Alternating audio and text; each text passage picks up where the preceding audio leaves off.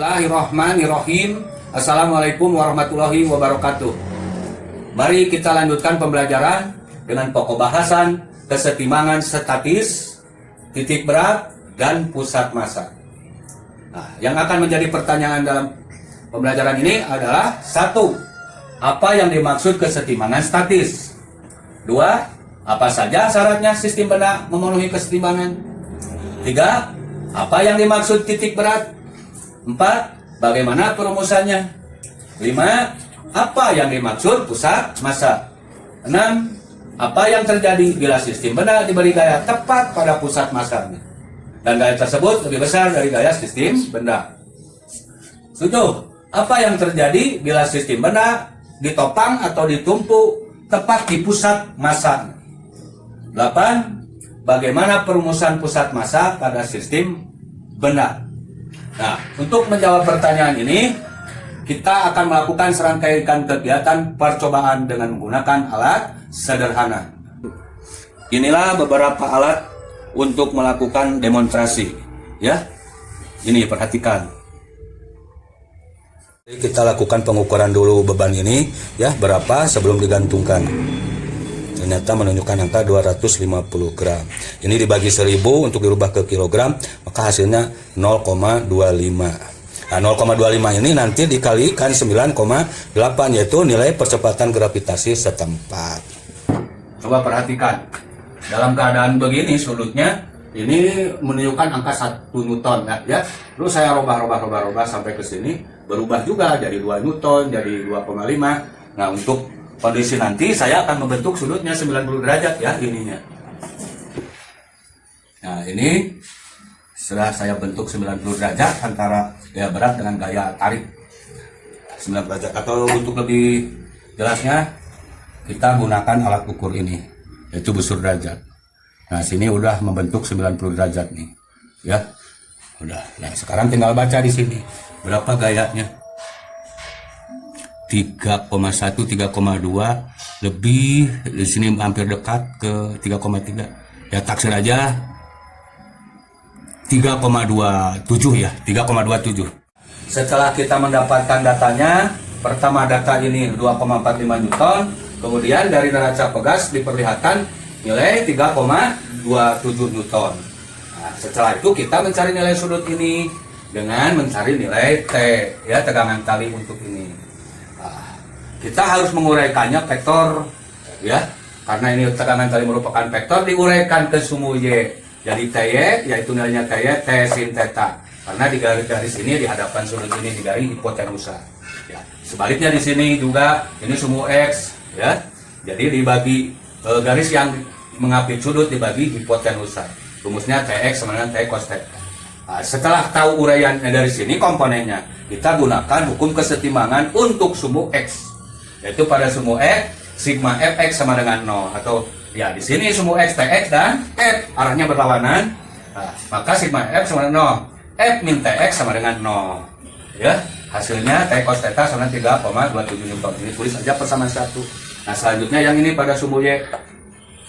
Pada sumbu Y yang bertindak adalah dua gaya, Ty dan W. Maka sigma Fy sama dengan Ty min W sama dengan 0. T sin theta sama dengan 2,46. Persamaan 2, ya. Ini bisa digunakan untuk mencari nilai T nantinya. Selanjutnya kita mencari sudut dulu menggunakan mencari nilai sudut ini theta sama dengan tangen pangkat min 1 Ty per Tx. Kenapa Ty per Tx? Karena garis di hadapan sudut dibagi garis yang mengapit sudut disebut tangen theta. Maka diimpulskan hasilnya ini, yaitu tangen pangkat min 1 2,45 per 3,27, hasilnya 0,749. Sekitar 36,84 derajat. Itu sudut, ya. Setelah ini kita bisa mencari nilai P. Ke sini boleh, ke sini boleh, ya. Atau menggunakan resultan dari ini F dan W. Resultannya menggunakan rumus Pythagoras. R sama dengan akar F kuadrat plus W kuadrat. Ini masukkan nilainya. Maka dari hasil proses perhitungan ini didapat 4,086 Newton. Pembulatan ini, ya. Maka nilai T sama dengan R, arahnya berlawanan, gaya ke sini dengan gaya ke sini, ya. gaya ke sini dan gaya ke sini. Gaya sumbu Y dengan sumbu Y, sumbu X dengan X. Semuanya arah yang ini dengan ini berlawanan, yang ini dengan ini berlawanan, yang ini juga berlawanan. Nah, bisa disimpulkan bahwa benda dalam keadaan setimbang itu bekerjanya pada garis tunggal gitu ya, pada garis tunggal atau satu garis gitu. Baru dia dikatakan setimbang, nilainya sama, arahnya berlawanan. Maka R dengan T sama, tapi arahnya berlawanan. Ya, bagaimana misalnya menggunakan rumus ini? Ya tinggal masukkan aja nilai T juga bisa dicari dengan persamaan 1 dan persamaan 2. Masukkan nilai sin dari nilai ini. Sin ini ya sekitar 0,6an lah, ya 0,6 pemberatan. Kalau sinnya, maka 2,45 bagi 0,6. Jadi dapat ya sebesar ini juga. Kalau pakai cos, nilai ini berarti sekitar 0,8. Nilainya 3,27 dibagi 0,8. Itu bisa hasilnya akan seperti ini. Coba aja sendiri ya. Lanjut pada percobaan yang lainnya, yaitu tentang titik berat, pusat massa. Ini saya hanya ini baru contoh satu aja. Nanti menyusul contohnya. Kita lakukan dulu pengukuran massa-massa benda ya yang akan ditinjau titik berat maupun pusat massanya. Pertama batang, indukan 14 gram, kemudian bidang indukan 26 gram, kemudian bola pingpong 2 gram yang satu, kalau yang udah 2 5 gram, terus yang ini 8 gram, terus yang huruf L 81 gram, dan ini yang 14 gram. Nah, nanti kita ukur ini mudah masanya, selanjutnya nanti diukur pakai mistar tentang panjang-panjangnya. Kita lanjutkan percobaan untuk menentukan letak titik berat dan pusat massa beberapa benda di sini ya. Saya caranya ini memberikan gangguan dengan magnet untuk batang ya, berbentuk miring. Bagaimana kalau di sini miring juga? Bagaimana kalau di pusat massanya? Nah, ternyata berbentuk lurus. Nah, saya tes dari sini, ini menunjukkan pusat massa, maka ini memberikan kesetimbangan ya. Ini kebetulan di tengah-tengah ya. Bagaimana kalau yang ini sama juga? Bagaimana kalau di sini? Ya, di sini pusat massanya. Bagaimana kalau saya tes? Ini menunjukkan setimbang juga ya. Begitu. Nah, bagaimana yang ini? Sama. Bagaimana kalau di sini ada miring? Sama ya. Kalau yang ini saya angkat di sini, inilah pusat beratnya. Bagaimana kalau saya tumpu di sini? Ternyata dia memberikan keseimbangan ya. Selanjutnya ini bagaimana kalau di sini diberi dorongan gitu? Muter. Bagaimana kalau di sini? Ini coba asal tepat nih. Oh, ada muter juga karena magnet itu beda cara memberi dorongannya. Nah, mari kita coba untuk benda yang masanya sama nih, yang partikel ini. Saya jentik dari sini. Di samping lurus maju juga memberikan efek putar. Di sini sama putar di samping lurus. Nah, ini saya berikan titik pusatnya di sini, di jentiknya. Ternyata lurus ya. Jadi benar. Kalau diberi gaya tepat di pusat massanya, dia akan memberikan gerakan lurus murni atau translasi murni. Nah, bagaimana kalau ditumpu atau ditopang di sini? Ternyata menunjukkan kesetimbangan ya. Nah, tidak semua benda dengan sistem benda itu pasti di tengah-tengah. Ini kebetulan aja masanya sama. Coba ini tes. Ini masanya berbeda nih. Tes.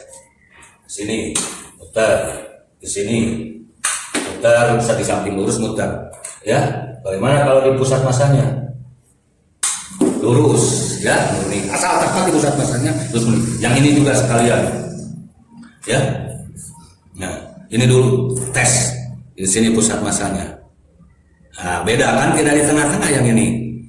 Di sini karena massa ini lebih besar dari ini, maka yang lebih dekat ke sini ini lengan momen ya. Selanjutnya yang ini nih. Saya ganggu di sini, muter. putar di samping ada gerak lurus ada juga putaran, ya. Nah, di samping lurus ada putaran. Bagaimana kalau di pusat beratnya? Ada muter juga sedikit karena ini kurang tepat, ya. Nah, coba lagi asal tepat, ya, asal tepat.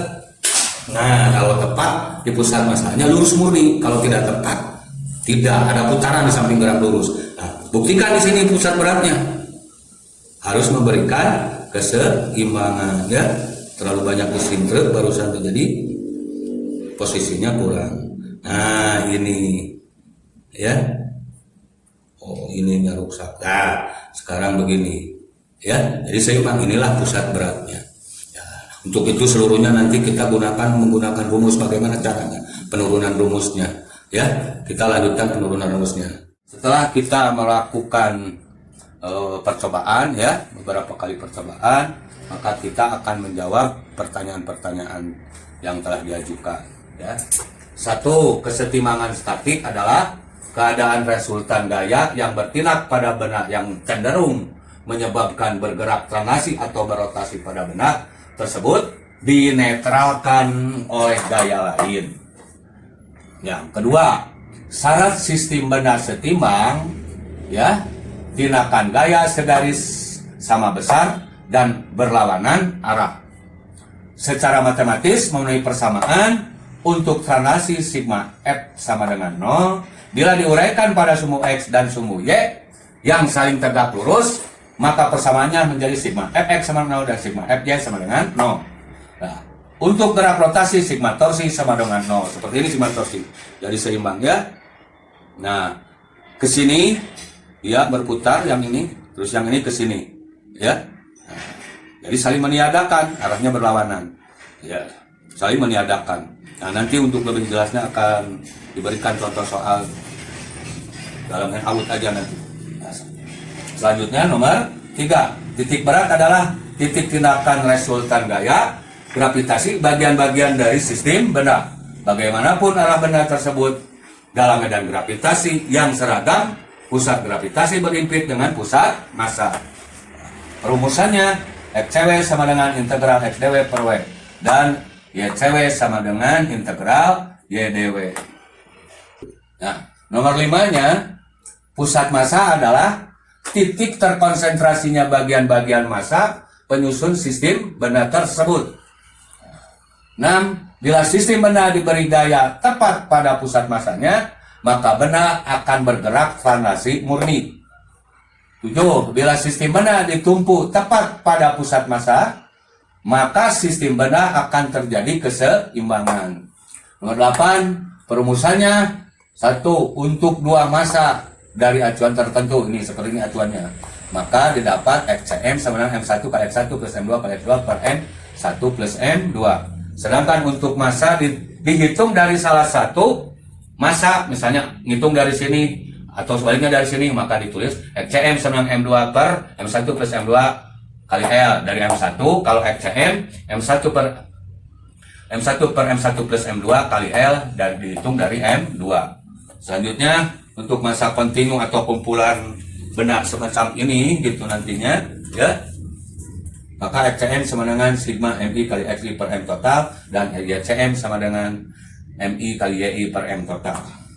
Nah, untuk massa kontinu homogen, maka XCM integral XDM per M dan YCM sama dengan integral YDM per M.